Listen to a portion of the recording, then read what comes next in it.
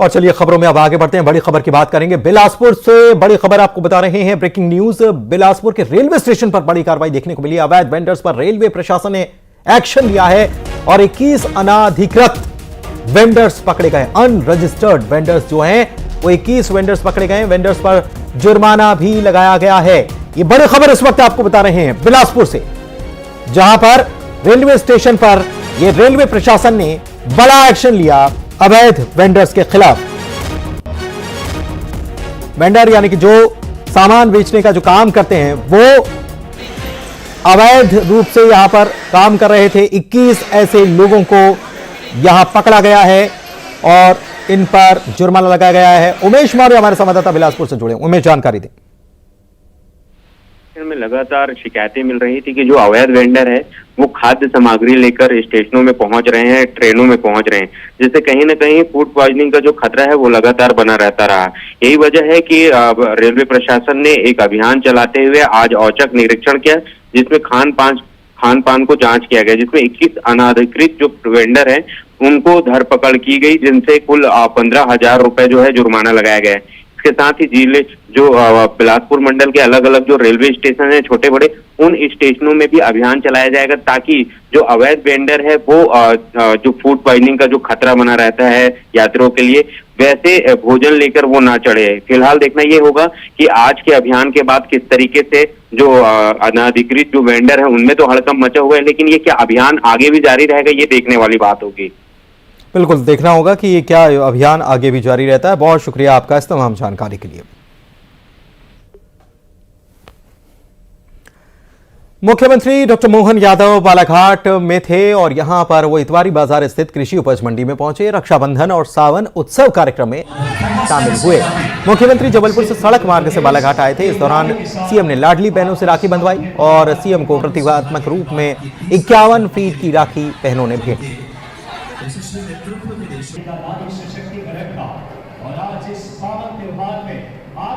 बहनों को लेकर होने वाले उद्योग धंधे, जिनमें अलग से बहनों को भी रोजगार मिले, उनकी भी आय का साधन बढ़े, हमने तय किया है कि सेल्फ हेल्प ग्रुप के माध्यम से कुटीर उद्योग, लघु उद्योग, एमएसएमई, इन सबको मिला करके, और हार्टिकल्चर की भी बहनों ने बहुत अच्छा प्रयोग किया है। ये रोजगार बढ़ाने वाले सारे संसाधनों के लिए।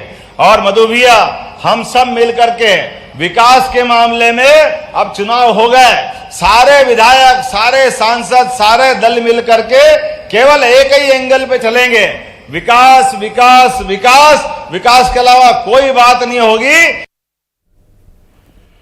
ग्वालियर में 3 महिलाओं ने अजीबोगरीब हरकत की। महिलाओं ने एक मंदिर में शिवलिंग को ईंटों से चुनवा दिया। ईंटों से चुनवाने के बाद रेलिंग में करंट और बाहर से ताला लगा दिया। मंदिर में दर्शन करने आए स्थानीय लोगों ने ऐसा देखा तो हंगामा किया और पुलिस को खबर की। हंगामे के बाद तीनों महिलाओं के खिलाफ पुलिस ने मामला दर्ज किया। 2 महिलाओं को हिरासत में लिया गया। हिरासत में ली गई महिला ने बताया कि शिव भगवान ने दर्शन देकर ऐसा करने के लिए उन्हें कहा था, जबकि इस मामले में एक महिला फरार बताई जा रही है।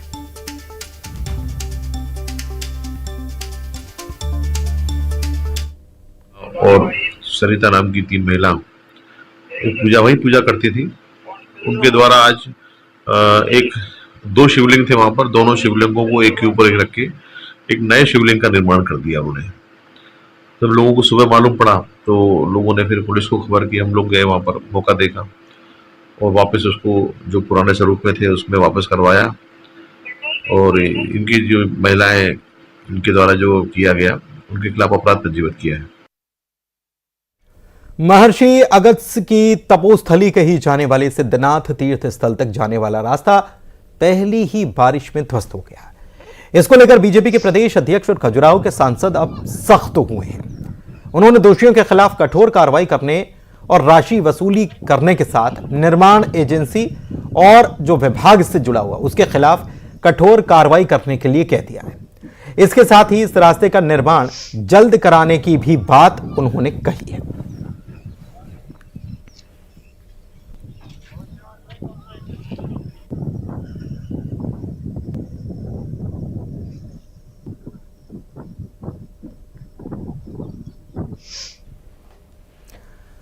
बालाघाट की बात करते हैं और यहां की तस्वीरें जरा देखिए। बालाघाट जहां पर घाट पर सिस्टम नजर आया। देख लीजिए, ये वही बालाघाट है जो आज चर्चा में बना रहा, लेकिन आज दूसरी खबर भी बालाघाट से आई। यहां पर बारिश में बदहाल सड़क की वजह से प्रसूता को खाट से गांव पहुंचाया गया। जिला अस्पताल में महिला भर्ती थी, जिसे डिस्चार्ज करने के बाद एम्बुलेंस से घर ले जाया जा रहा था, लेकिन गांव से कुछ दूरी पर ही एम्बुलेंस को सड़क खराब होने की वजह से रोकना पड़ गया। इसके बाद 4 लोग आए और कंधों पर लाद कर खाट के सहारे गांव से लेकर गए। पंचायत टेमनी के जुनेवानी गांव का यह वीडियो बताया था। मामला सामने आने के बाद लांजी के विधायक ने सड़क बनवाने का भरोसा दिया। अब बताइए कि सड़क बनवाने के लिए क्या एक प्रसूता को ऐसे सफर करना जरूरी था? क्या पहले नजर नहीं आ रहा था कि ऐसी सड़क है, इतनी बदहाली है? अब लांजी विधायक कह रहे हैं कि हम सड़क बनवा देंगे।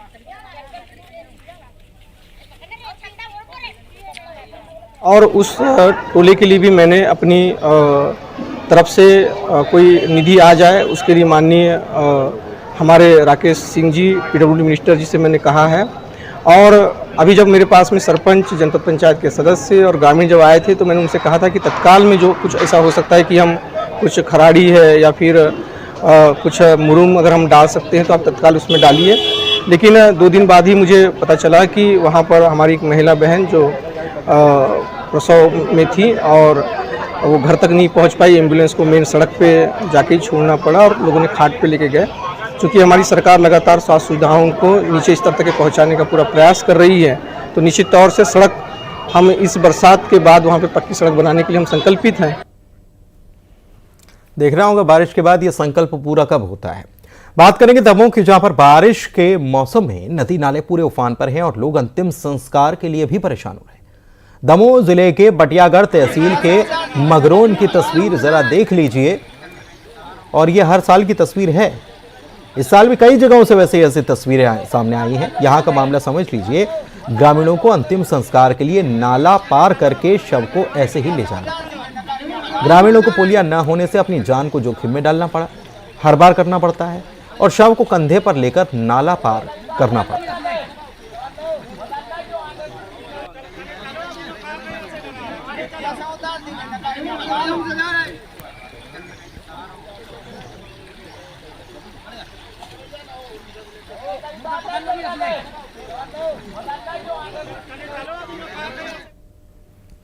इंदौर में अपने माता पिता पर एफआईआर दर्ज कराने वाले बच्चे अब उनके साथ रहने के लिए भी तैयार नहीं है। न्यूज 18 उनके पास पहुंचा तो बच्चों ने अपनी आप बीती बताई। उन्होंने जो कुछ बताया वो रोंगटे खड़े कर देता है। बच्चों ने यह बताया कि माता पिता दोनों हमें मारते हैं, टॉर्चर करते हैं, अंधेरे कमरे में बंद कर देते हैं। पिता नशे में रहते हैं और मां सोशल मीडिया पर पूरा दिन बिताती है। 21 साल की बेटी का यह आरोप है कि प्रताड़ना से 8 साल का छोटा भाई रोता है तो मां उसके मुंह पर हाथ रखकर दबा देती है, उसे गर्म चिमटे से डराती है और यह भी कहती थी कि पैदा ही क्यों हुआ, मर क्यों नहीं जाता। पापा हमें बहुत ज़्यादा मारते थे, टॉर्चर करते थे, गाली गलौज करते थे, हमें अंधेरे कमरे में बंद कर देते थे, रस्सी से मेरे भाई के हाथ पैर बांध देते थे, उसे हमें गंदी गंदी गालियाँ देते थे। मेरे मम्मी तो ये कहती थी मेरे भाई को कि तू पैदा क्यों हो गया, मर क्यों नहीं जाता। मेरे पापा ने मेरे भाई को एक बार ऐसा धक्का दिया कि उसकी आँख फूटते फूटते बची। हमको खाना भी नहीं देते थे ढंग से, मेरे भाई को गर्म चिमटे से डराया जाता था। मेरी पढ़ाई छुड़वा दी, मेरा 1 साल वेस्ट कर दिया, मेरे भाई की भी पढ़ाई ख़राब करने की कोशिश की गई। सर मैं फर्स्ट क्लास में था। सर वो मेरे को मेंटल या फिज़िकली टॉर्चर करते थे। सर वो मेरे को ऊपर कमरे में ले जाके मेरे को उधर बंद कर देते थे। मैं रोता था लेकिन वो हंसते थे। वो मेरे को पीछे कमरा है मेरे, वहाँ पे मम्मी ले जाके ऐसे हाथ बांध देती थी और मुँह हाथ रख के बोलती थी एक आवाज़ भी नहीं निकलनी चाहिए। और सर एक बार वो पीछे गैरेज है, वहाँ पे ले जाके मेरी मम्मी ने पापा को बुलाया कि इसे देखना, तो फिर मेरी मम्मी अंदर गई। पापा ने मेरे को इतनी जोर से मारा, मेरे सर से और पैर से भी खून निकलने लगा। धमतरी की बात करेंगे, जहां पर बिजली विभाग के ठेकेदार के खिलाफ कर्मचारियों ने मोर्चा खोल दिया है। बताएं कि कर्मचारियों ने ठेकेदार पर गंभीर आरोप लगाते हुए कहा कि ठेकेदार उनका वेतन समय पर नहीं देता, सरकारी योजनाओं का लाभ उन तक नहीं पहुंच पाता। सबसे बड़ी बात, बिना लेबर लाइसेंस लिए कर्मचारियों से काम कराया जाता। इतना ही नहीं, मजदूर ठेकेदार की प्रताड़ना से तंग आकर सुसाइड एक कर चुका। मृतक मजदूर की विधवा भी आज धरना स्थल पर पहुंची थी और उसने बताया कि आज तक ठेकेदार ने मुआवजा भी नहीं किया। कर्मचारियों ने आंदोलन करने की चेतावनी भी दे डाली है।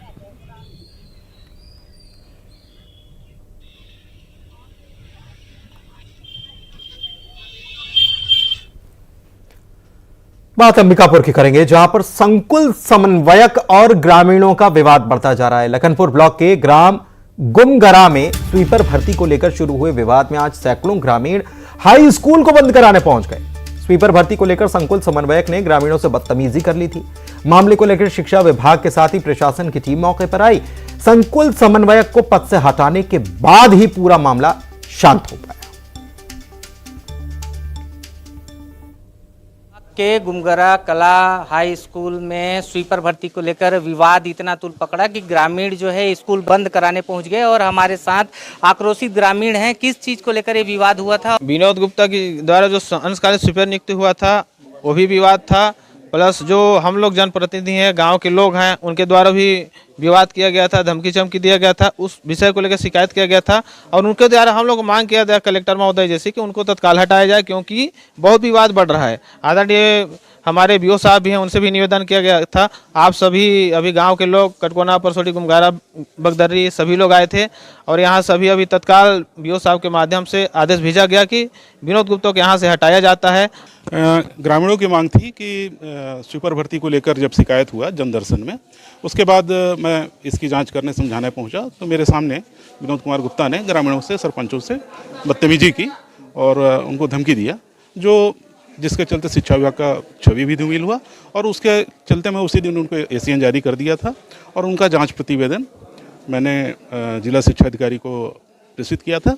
उस जांच प्रतिवेदन के आधार पर आज उनको संकुल समन्वयक के पद से हटाकर भागीरथी अजय को नया संकुल समन्वयक आगामी आदेश तक उनको बनाया गया है।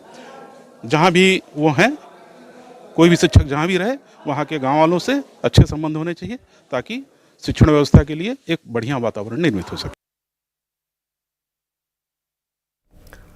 बात नरसिंहपुर की करते हैं, जहां पर प्रशासन ने बेसमेंट पर बड़ी कार्रवाई अंजाम दी।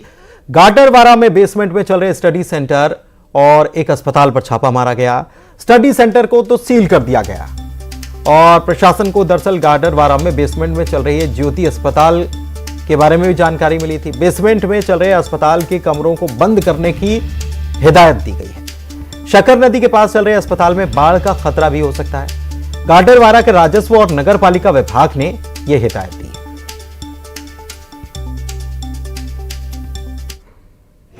इस संदर्भ में जैसे ही हमको सूचना प्राप्त हुई कि एक भवन में बेसमेंट में शैक्षणिक गतिविधियां संचालित की जा रही है, इसके पश्चात हमने तत्काल जो है संबंधित एडीएम मैडम को और तहसीलदार मैडम को सूचित किया और उसके बाद हमने कार्रवाई करी। सूचना मिली थी कि बेसमेंट में यहाँ पर लाइब्रेरी चल रही है स्टडी हब के नाम से, तो इसी के चेकिंग के लिए आए थे, साथ में सीएमओ के हम साथ में। यहाँ पे पता चला कि हर्षित मेहरा के द्वारा यहाँ पर स्टडी हब का लाइब्रेरी चलाया जा रहा है, क्योंकि अभी हाल ही में दुर्घटना भी घटी है दिल्ली में बेसमेंट में पानी भरने के कारण। इसके लिए क्या कोई राज्य शासन या केंद्र शासन का कोई आदेश है क्या? राज्य शासन केंद्र शासन का नहीं, मगर जिला स्तर से आदेश है कि बेसमेंट में ऐसा कोई भी कमर्शियल यूज नहीं होना है।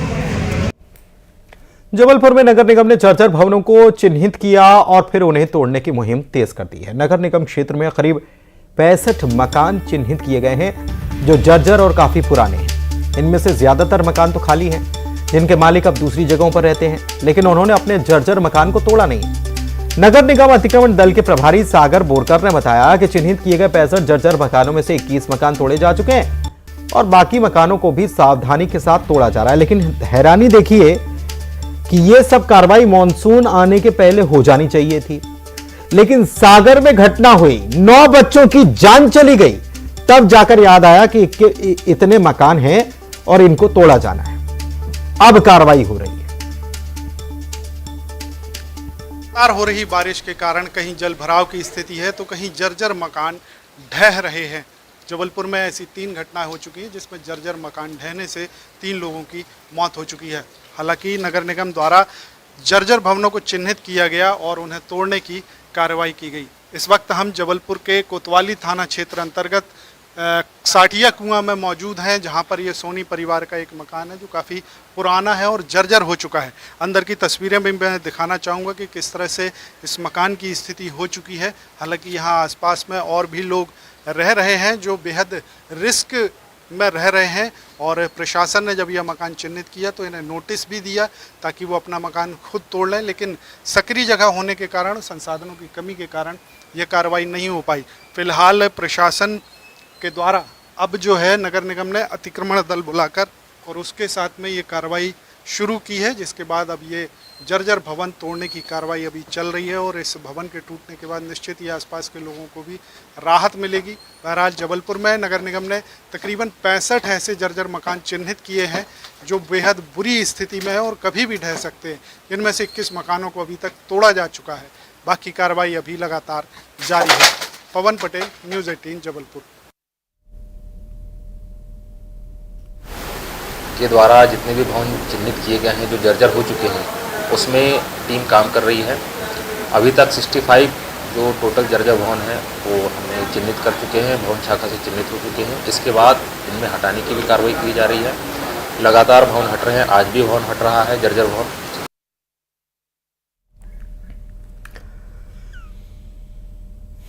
बिलासपुर से खबर बता दें, फीस के इजाफे को लेकर हल्ला बोला गया और सेंट्रल लाइब्रेरी के सामने छात्रों ने मोर्चा खोल दिया। 120% फीस वृद्धि को लेकर छात्र नाराज हैं। जमीन पर बैठे छात्रों ने प्रदर्शन भी किया। फीस के इजाफे के आदेश को वापस लिया जाए, ये उनकी मांग है, और रात में भी छात्रों का प्रदर्शन लगातार जारी है। 120% फीस में इजाफा हुआ है।